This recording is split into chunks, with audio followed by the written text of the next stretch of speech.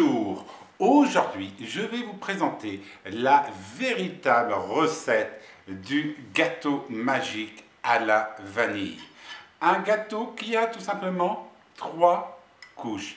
Il est très facile à réaliser, pratiquement inratable et surtout délicieusement succulent.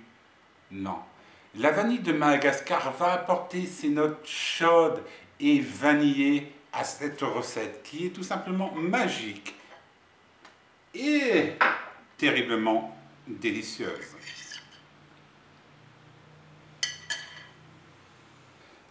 Allez, commençons notre recette de gâteau magique à la vanille. Alors, qu'est-ce qu'il vous faut?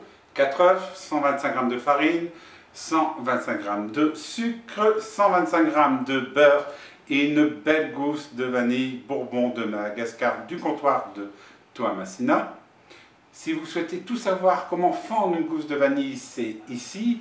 Et il vous faut aussi 500 ml de lait.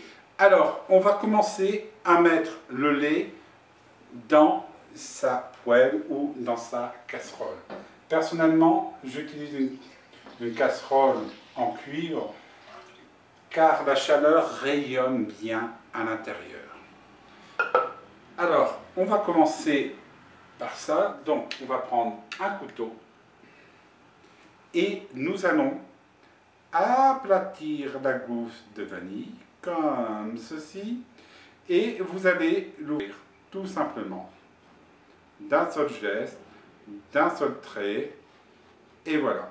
Ensuite, soit vous pouvez la racler comme beaucoup de personnes le font, c'est-à-dire comme ceci et récupérer les graines, ou vous pouvez la mettre directement dans le lait comme ceci et avec l'ébullition, tous les graines vont sortir de la gousse. Allez, maintenant on va séparer les blancs des jaunes. Alors, on va séparer les blancs des jaunes, mais tout d'abord, on préchauffe notre four à environ 182 degrés. Et on va commencer à faire chauffer notre lait. Allez, on sépare les blancs des jaunes. Alors, surtout, il ne faut pas que du jaune d'œuf tombe dans vos blancs, autrement les blancs ne vont pas monter. Mais si vous avez loupé vos blancs, regardez cette vidéo, vous allez tout savoir comment faire monter des blancs en neige quand ceux-ci sont trop liquides, et notamment avec du jus de citron ou de l'eau glacée, car cela provoque un choc thermique.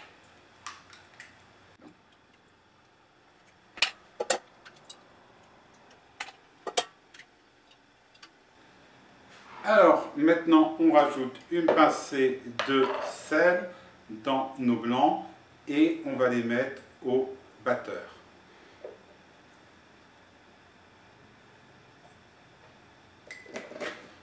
Pendant que vos blancs sont au batteur, vous allez faire fondre votre beurre dans une poêle.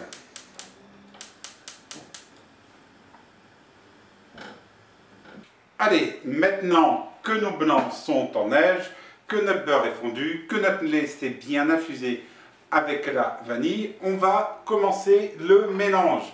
Tout d'abord, on rajoute le sucre et on va mélanger pour obtenir une pâte bien homogène.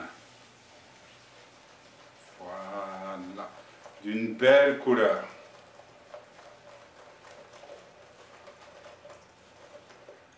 Maintenant, on rajoute le beurre. Fondu, bien sûr. Voilà. Vous avez rajouté votre beurre fondu, vous mélangez.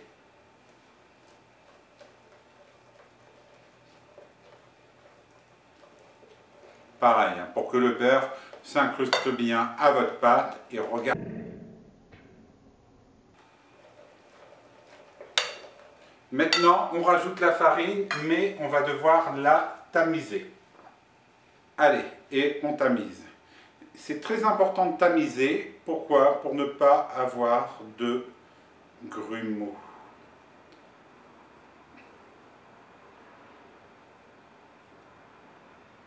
Allez, maintenant on mélange le tout pour avoir pareil une pâte homogène. Bon, la pâte va s'épaissir, hein, c'est normal. Vous allez voir sa consistance, je vais vous la montrer. Voilà, elle va venir comme ceci. Maintenant, on va rajouter le lait. La chose de bien avec une casserole en cuivre, c'est que en fait, quand vous pouvez la prendre avec la main, c'est-à-dire que votre lait est bien infusé avec la vanille. Et voilà, on va retirer les gousses. Voilà. Non. Je vais retirer les gousses, bien gratter. Mais théoriquement, vous allez voir qu'il ne reste plus rien.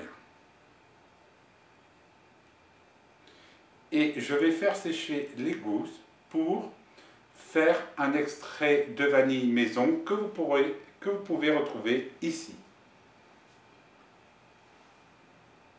Hop, je racle bien le fond de ma casserole pour avoir toutes les graines de vanille. Car c'est les graines de vanille qui donnent réellement les lettres de noblesse aux gousses. Et voilà. Alors, au début de la vidéo, maintenant, vous mélangez. Au début de la vidéo, je vous avais parlé, mais quelle est la meilleure vanille cette année? Et bien, cette année, je vous conseille d'acheter la vanille Tahitian 6 de Papouasie-Nouvelle-Guinée. Elle offre un rapport qualité-prix incomparable par rapport à la vanille de Madagascar. Je la considère même meilleure pour cette année par rapport à la vanille de la Grande Île, qui a été la première vanille que j'ai importée en 2010. Et regardez ici, c'est le reportage de Thalassa Destination Vanille. Il a été tourné en novembre 2013 et des journalistes de Thalassa, des reporters, m'ont accompagné sur ma route de la vanille. Bon, c'est bien homogène maintenant. Et on va rajouter les blancs en neige.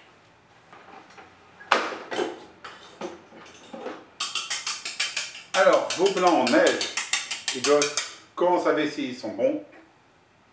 Regardez.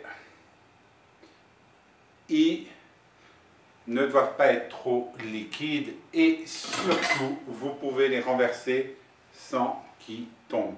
Maintenant, je vais les rajouter petit à petit, mais attention, il ne faut pas les casser. Donc, il va falloir mélanger toujours dans le même sens. Et là, je vais retirer mon fouet et prendre ma spatule. Et toute l'astuce est là. Si vous cassez vos blancs en neige, vous n'allez réellement pas avoir le gâteau magique. C'est-à-dire vous n'aurez pas bien les 3 couches. Donc il faut prendre son temps. Les blancs en neige, pour moi, c'est l'opération la plus délicate de ce gâteau. Et quand vous voyez qu'ils sont bien incorporés, vous rajoutez une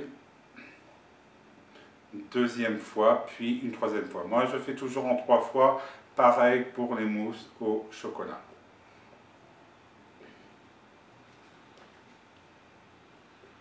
Ah, par contre, la semaine prochaine, je vais vous faire la recette de la glace à la vanille, mais avec de la vanille Tahitian 6. Et il va aussi avoir la recette du gâteau magique avec la fève de tonka du Brésil. Et là, découvrez ici comment je vais la chercher. Cette vidéo, je l'ai tournée en 2018. En 2019, j'ai été à Bahia à la recherche de vanille. Et en 2020, j'ai été à Espírito Santo pour chercher le poivre de Saint-Mateus, qui est réellement l'un des meilleurs poivres du Brésil et le poivre le plus fort et le plus aromatique que nous avons. Allez, on va bien mélanger, toujours sans casser.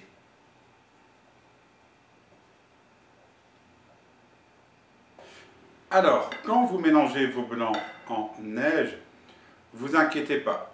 Ils ne seront jamais bien incorporés à votre pâte. Il y aura toujours des petits blancs qui vont flotter, des petits morceaux. C'est pas grave.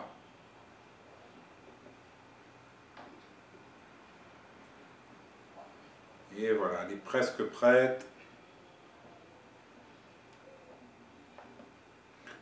On va dire, ils vont flotter comme si vous avez, on va dire, une île flottante. Voilà, donc maintenant c'est presque bon. Regardez, vous voyez bien. Maintenant, je vais transvaser le tout dans le plat. Je vais le mettre à 160 degrés pendant environ 1 heure de cuisson. Et demain, je vous présenterai ce merveilleux gâteau magique. Et sur le blog, vous allez retrouver l'ensemble de la recette.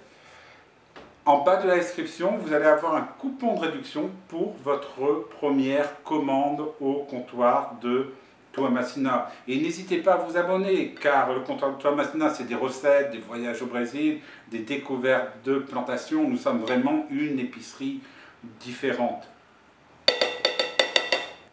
Allez, on va transvaser le tout.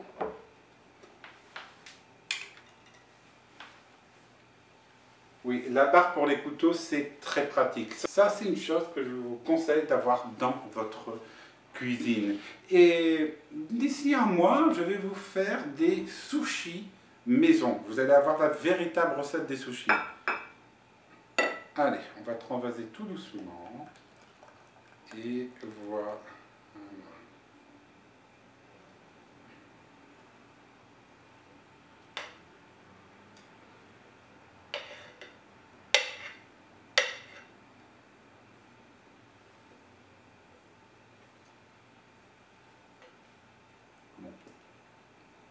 Et voilà, maintenant j'enfourne tout et on se retrouve dans 1 heure pour la sortie.